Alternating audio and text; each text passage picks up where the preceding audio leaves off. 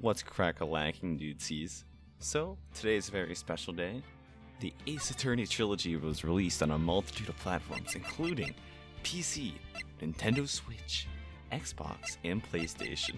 So, in honor of that, this is actually going to be a semi-serious video, so if you guys are looking for jokes or humor in this, then you better back off right now, because you're not going to find any of that. So, these games have been out in various forms for well over a decade, so most of y'all should already be somewhat aware of what they are.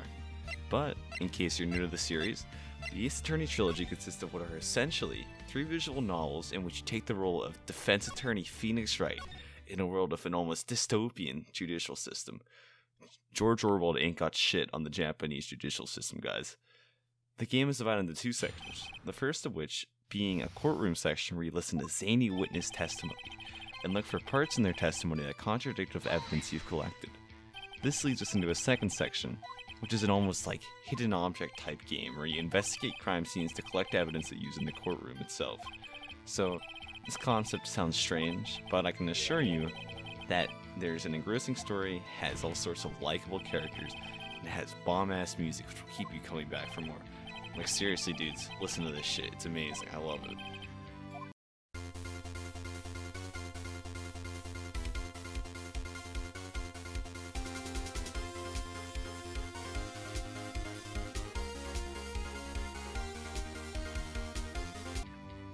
Now, what sets this new release apart from the DS or iOS version of the game?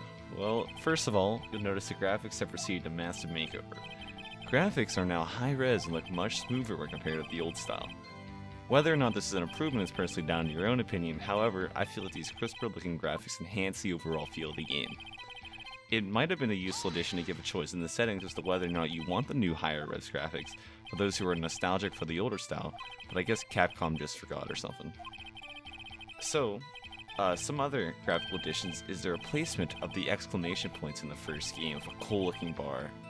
You can see here I falsely objected to show that bad boy off, which, I don't know, nobody really cares about that, but I thought it was neat. And a new sleek-ass text box. Now, with this new text box, I might just be a bit neurotic, but the text box actually kind of fucks my eyes. More so whenever it's on a black background, like right here.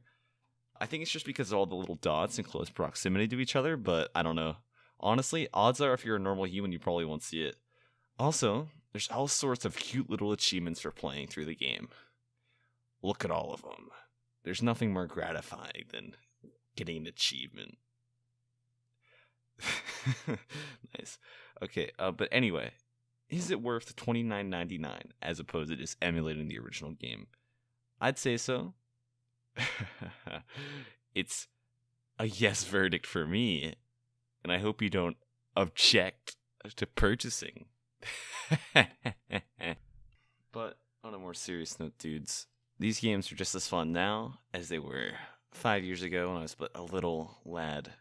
So honestly, you really should play through them at some point.